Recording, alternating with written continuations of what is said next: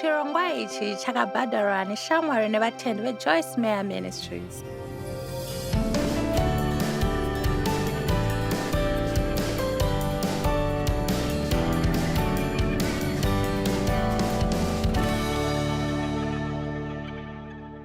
KuShushikana chirwere chanesa kwemakore ibasa rinoitisa mari mumabhizinisi. Asi Jesu akati, ndakauya kuti muve nerugare. Rugare rwangu ndokupai, saka mune runyararo. Kana muri muKristu mune runyararo mamuri. Kana makagamuchira Kristu semuponesi wenyu, makagamuchira mambo werugare anogara mamuri. Rugare mamuri. Ndakapa muenzaniso madeko kuti kana kune dutu, mvura yepamusoro inenge ichizunguzika, ichifamba-famba, ichimhanya-mhanya, ichijamba-jamba, isina kugadzikana kana runyararo, asi pasi payo mvura iyoyo inenge yakadzikama sezvaingava. Tikazvitarisa saizvozvo, pane zvinhu zvinenge zvingoitika kunze muupenyu hwedu, asi rugare runotsanangurwa semwoyo munyoro. Asi naizvozvo chero zvinoitika muupenyu hwedu tinokwanisa kuve nemwoyo munyoro. Zvino ndichangotaura kuti ndinovimba kuti zviri nyore kune vamwe vanhu nevamwe vanhu. Ndinoda kuti hazvina kunaka, asi zvakadaro Mwari akatisika nenzira dzakasiyana, uye tese tinofanira pane chimwe chinhu chakaoma kune munhu wese. Uye sekuti murume wangu zviri nyore kwaari kusiyira zvose kuna Mwari uye ave nerugare, anova munhu wekuti anoradza runyararo. Muwanano yedu ye48 years, inini kune rumwe rudivi ndakabatirira kumberi kwenzwara ndichingotsamwayo nguva dzose. Nekudaro zvinonge zvakandiitira nyore ini, asi ndakadzidza kuva nerugare. Uye ndingakuudzai kuti ndave nerunyararo kudarika sezvandaita upenyu hwangu hwese. Uye ndavewo nekuvimba pane zvandaiita muupenyu hwangu. Saka kana ndikakwanisa kuva nerugare, newewo unokwanisa kuva nerugare. Ndati kana ndikakwanisa kuva nerugare, newewo unokwanisa kuva nerugare. Iko zvino ndakavimba kuti chero shoko raparidzwa rine simba rokuponesa vanhu munzvimbo iyoyo, nekuti mune simba mushoko. Naizvozvo ndinotarisira kuti usungwa udamburwe panzvimbo idzodzo muupenyu. Asi izvozvo hazvireve kuti nechishamiso kushushikana kwako kuchangoenda, asi pane chichaitika mwauri, pane chichatodambuka. Iwe uchawana kuponeswa kuti hauzogare wakadaro zvekare. Mateo 11:28. Uyai mese vakaneta nevakatakura nevakaremerwa, zvino ndichakupai zororo. Ndicharerutsa, ndopodza nekufefeta mweya yenyu. Zviri kunzwika kwandiri kunge ari kuti ndogona kuti sagara musingashushikani. Torai joko rangu muise pamusoro penyu. Magwaro aya maviri ari kuedza kutaura zvandiri kutaura. Tikaverenga 28 zvinoratidza kuti tinofanira kunge tichiri kuuya kuna Jesu iye achaita zvese zviitike. Ati, uyai kwandiri makaneta, makaremerwa nekufefeterwa, ndichakupai zororo. Togona kungotora bato riri toenda. Jesu, ndiri pano, itai izvozvo. Asi anobva ati, torai joko rangu muise pamusoro penyu, mudzidze kwandiri. Saka dzidzai kwandiri, zvinoreva kuti ehoi, ndinokuratidzai kuti kuva munyoro kukubatsira zororo reva zvakasikwa. Asi munobva mandiona mararamiro andinoita, motevedzera zvandinoita nenzira yandoita. Ko zvino akashandisa izwi rekuti joko, torai joko rangu muise pamuri, zvisina kujairika. Naizvozvo mufananidzo unoratidza zvatoda kuratidzai pamusoro zvazvinoreva kuva nejoko neumwe munhu. Zvino ndizvo zvinoreva joko remombe. Munoona kuti akabatanidzwa pamwe chete, kuti zviviri kana zvichidhonza zvinorema, zvinoita kuti mutoro uve usho again. Uye Jesu ari kuti kwatiri, ukaramba wakaiswa pajoko neni, wakabatanidzwa neni, ndichadhonzana newe upenyu hwese. Zvicharerutsa mutoro wako uite nyore. Zvino tinoda kunzwisisa kuti Jesu ari kuti pane maonero ezvinhu izvi. Ndinotenda kuti garai pedyo neni, ivai makabatana neni, garai neni pane zvose zvinoitika, mutarire zvakanaka zviri pedyo, muone zvandinoita, motevera ini. Uye nekudaro hamugare muchishushikana nguva dzose. Ehoi, mungabvisa izvo, ndanchida kuti muone kuti changa chiri chii. Munamato akanaka, munamato unoshamisa, ndewekuti Mwari ndidzisei nzira dzenyu. Bhaibheri rinoti vaIsraeri vakaona mabasa aMwari, asi Mwari akadzidzisa Mozisi maitiro. VaIsraeri vaida zvishamiso. Vanhu vakawanda vanoda zvishamiso. Mwari, itai kuti zviende. Mwari, chinjai zvinhu izvi ndisave nekumanikidzwa muupenyu hwangu. Asi Mozisi akadzika, uye ndinoda kuti mudzikewo, muti Mwari, chero zvazvingaite ngazvive, asi imi ndidzidzisei nzira dzenyu, ndidzidzisei kuti munozviita sei nenzira yenyu. Hama, ngatiomberei zvine simba.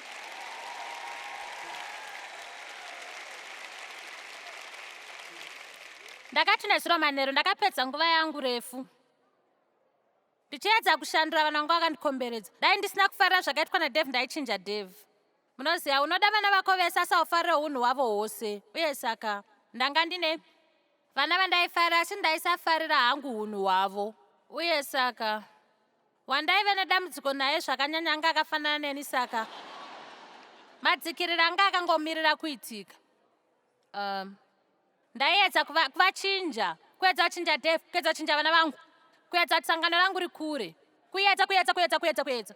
Uye zvasatomboshanda zvachose. Uye Mwari aisada kuchinja zvose zvanga zvakandikomberedza. Uye handidi kukugumburai pandichataura izvi, asi pane munhu anofanira kukuudzai. Mwari haadi kuchinja zvinhu zvakakukomberedza, asi anoda kuchinja iwe. Honai, ndinonzwa kudedzwa uko.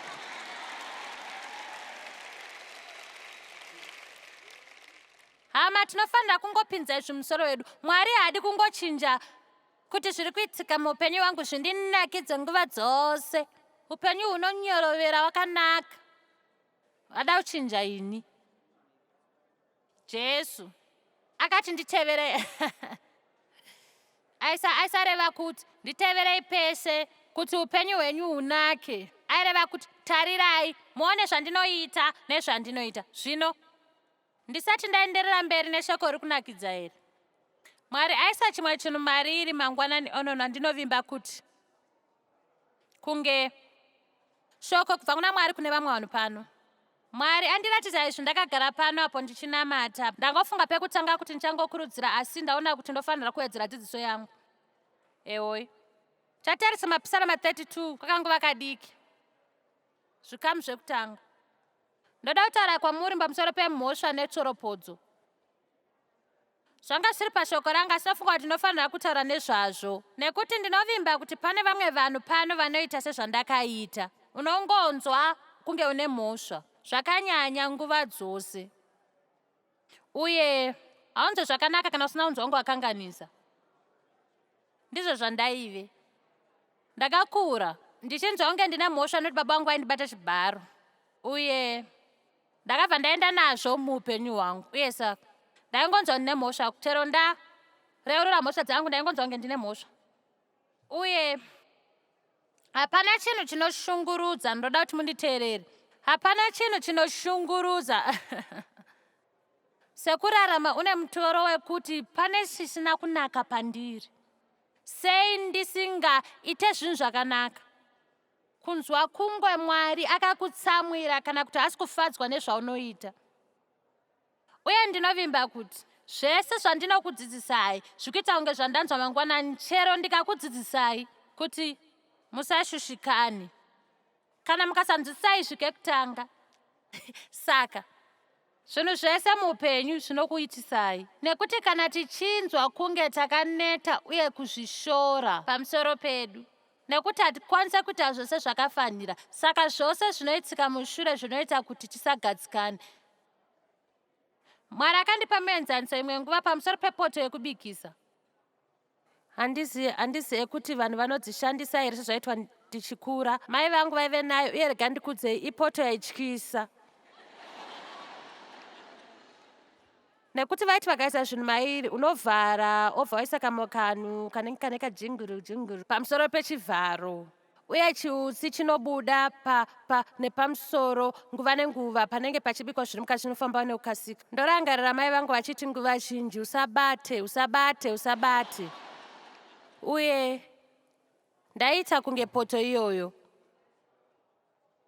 Ndaive nezvinhu zvakawanda zvaiitika mukati mangu, zvisinei nekunamata kwandaiita nemaendero andaiita kukereke.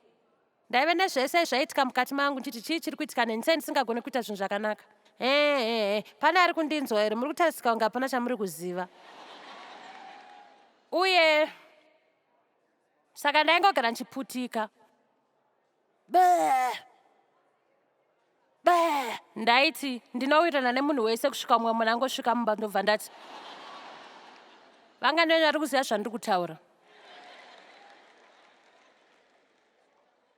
Munoziva ndaingoputika nenyaya yetuntu diki diki nekuti ndaingonzwa kushushikana nguva dzose.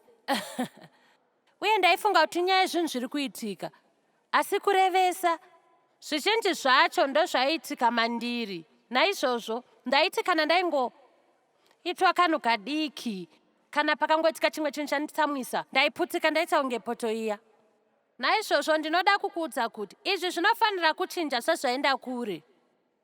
Uye handidi kuti ubve pano nhasi wobva waramba uchinodzokerodza zvinhu zvimwe chete zvekare zvekare. Nditarire ndikudze chimwe chinhu. Uri munhu wenyama asina kukwana kana neniwo, ndosaka Jesu wakauya kuzotinunura, nekuti hapana pakati pedu umwe zvake achaita zvinhu zvakafanira chero zuva rimwe zvaro.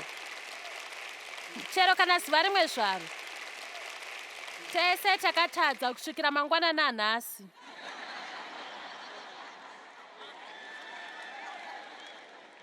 Tinotadza nguva dzose.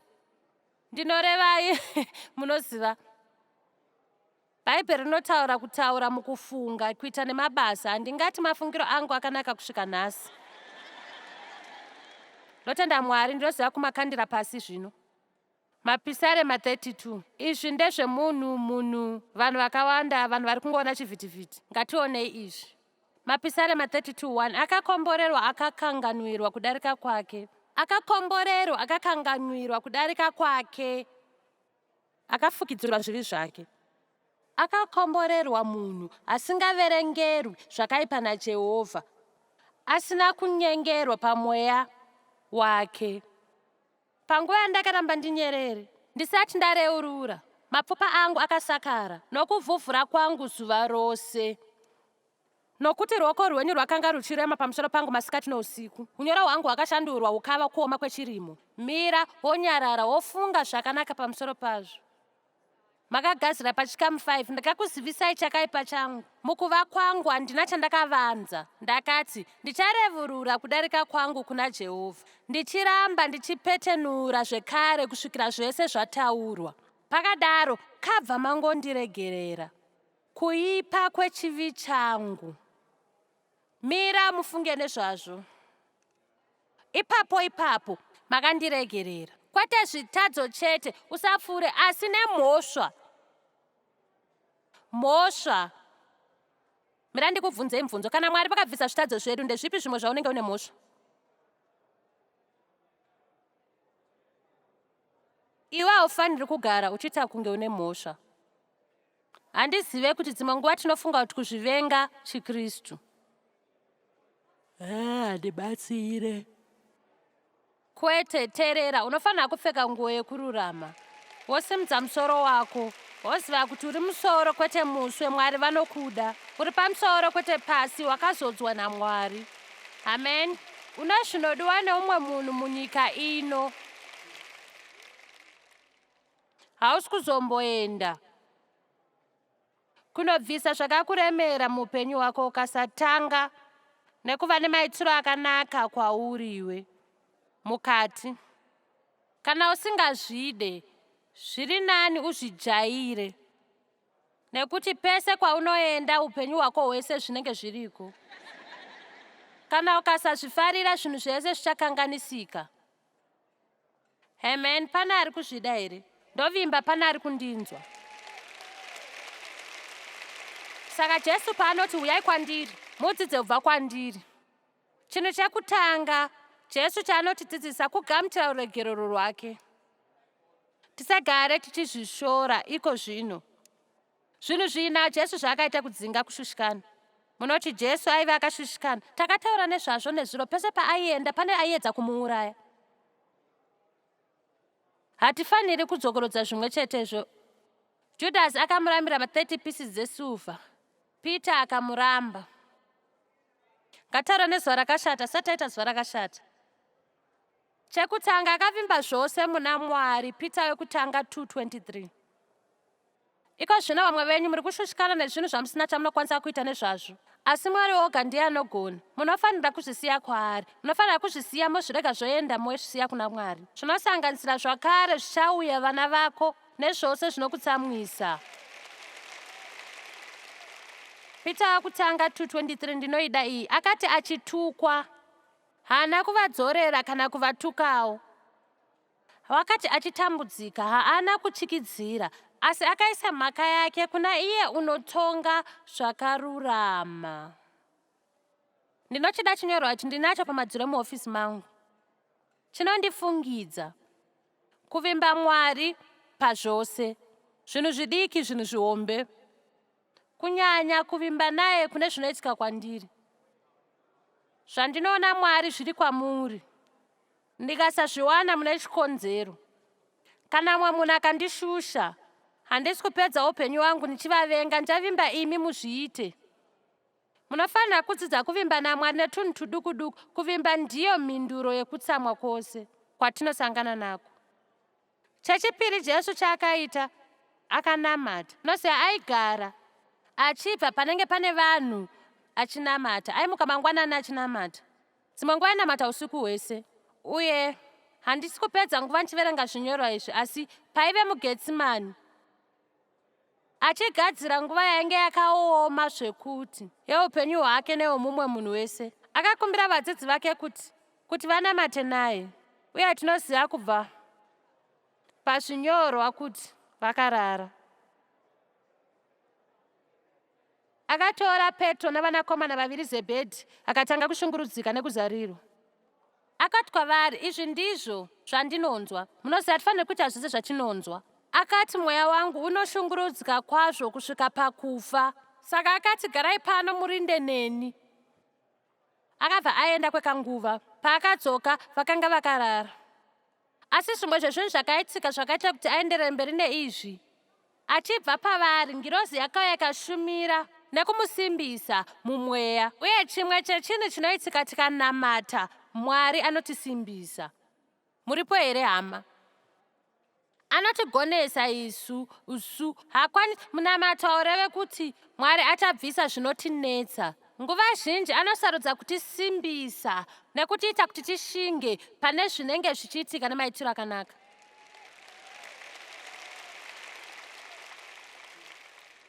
Uye zvakantorera nguva refu kuti ndizviitire izvi. Nekuti ndangange ndisingade kupinda nazvo, ndaida kuti Mwari vazvibvise. Amen. Uye chechitatu Jesu chaaiziva chekuita kuti asashushikane. Aiziva pekunyarara. Johane 14:30. Jesu akati, handitaure newe zvinodarika apa. Nokuti muchinda wenyika unouya, asi haana chinhu kwandiri. Asi haana chakafanana neni. Asi haana chinhu kwandiri. Uye haana simba pamusoro pangu. Zvino munoziva ndakadzidzisa pamusoro pechinyorwa chakawanda, asi chiri kungondishamisa. Jesu akati kuna Isaiah 53, sehwai inoenda kunourava, haavhure muromo wake. Handizive kangani chichiverenga nezvazvo, asi sina kana ruzivo kuti sei Bhaibheri richidaro kwatiri. Munoziva zvakaoma sei kuti ugare wakavhara muromo wako. Kana uri pakumanikidzwa.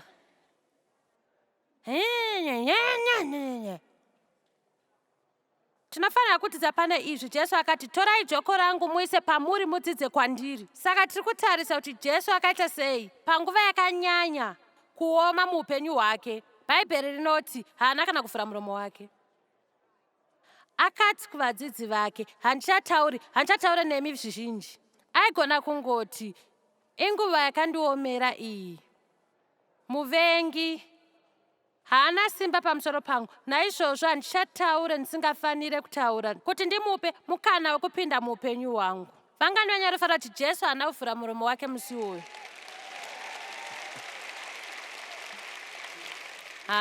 Munoziva ndinowana zvindinakidza izvi. Kuna Mateyo 27 chikamu 12 kusvika 14. Asi wakati achipomerwa mhosva navaprista vakuru navakuru, haana kupindura chinhu.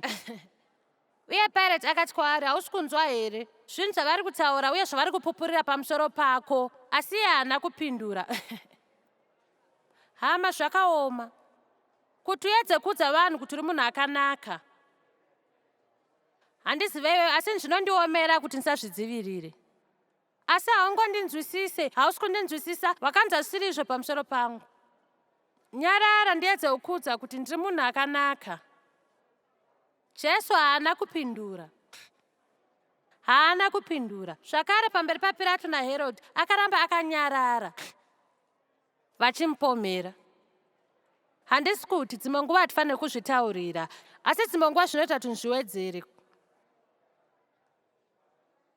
Jesu aive pamuchinjikwa, izvi zvinoshamisa. Jesu aive pamuchinjikwa kwe5 hours ne59 minutes. Panguva iyoyo, mashoko aakataura aive mashoko 41 muGiriki, anova 51 muchirungu. Kutaura mashoko aya kwakatora nguva inosvika 1 minute. Naizvozvo pa5 hours ne58 ari pamuchinjikwa aive akanyarara singaite. Amen. Uye chimwe chinhu chechina Jesu chaakaita chinobvisa kushushikana, aikwanisa kuregerera nekukasika.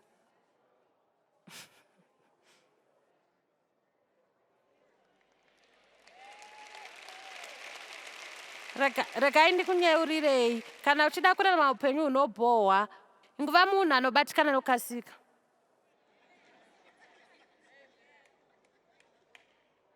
Anderambe ruchingoti handizvikwanise, ndiri munhu anokasika kutsamwa. Ndiri munhu anongotsamwa, ndinokurumidza kubatikana, uye zvirege izvozvo. Munhu wese anogona kurumidza kutsamwa kana achida hake. Pamuchinjikwa Jesu akati, Baba, varegerera vana chavanoziva. Pamuchinjikwa. Uye kana achiregerera vanhu pazvinhu zvakadaro, tinogona kuregerera vanhu patunhu diki tunouya munzira yedu. Ndiri kungokuudzai, handizive zvamamuchitarisa ndichakuudzai pandati toda kudzinga kushushikana, asi hazvina chazvinobatsira. Unokwanisa kubatsira anoshushikana kana zvese zvaunofunga zviri kukonzera kushushikana, uye ukazvipa mhosva, uchigara wakatsamwira vanhu, uchigara uchinetsikana kuti vanhu vanofungei, uye uchitaurisa zvisingaite, uchagara uchingoshushikana. Nekuti kushushikana chaiko hazvi zvinhu zviri kuitika kunze, asi zvinhu zviri kuitika mukati medu. Amen. Unofanira kufara kudarika zvauri, asi ndichaenderera mberi. Mabasa 24 chikamu 16 ndinoda mutarise iyi nokuti ndinofunga zvakakosha. Mupostori Pauro akataura kuti, akati naizvozvo ndinogara ndichizvibata nekuzvidzora, ndichibatisa muviri wangu, ndichidzora kuda kune zvekudya zvemuviri nezvemunyika, ndichiwana ruremekedzo rwese, ndive nehana isina mhosva kuna Mwari nekune vanhu vari munyika yose. Ndinoidai. Pauro akati, tarisa, ndakazvishandira izvi. Hazisi zvinhu zvinongouya kwauri, zvinhu zvaunofanira kuita zuva nezuva. Zuva nezuva ndofanira kuti kwete kunyama yangu. Zuva nezuva ndofanira kuzvidzora. Munoziva, ndinofunga kuti tese tinofanira kuve nechinangwa. Ngatibvumiranei tese kuti tive nechinangwa. Ngatibatanei tione kuti tinokwanisa here kutyisa Satani.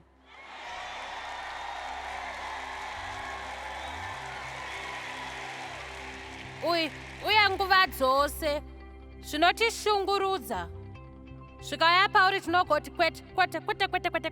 Ndakabva neko, handichazviita zvekare. hazvina kunaka here kuziva kuti unokwanisa kurerutsa zvinokunetsa muupenyu hwako, uye tinokwanisa kuvimba naMwari kuti atibatsire. Muna Pita wekutanga 5:7 akati, kandai pamusoro pake kufunganya kwenyu, nokuti iye anotida.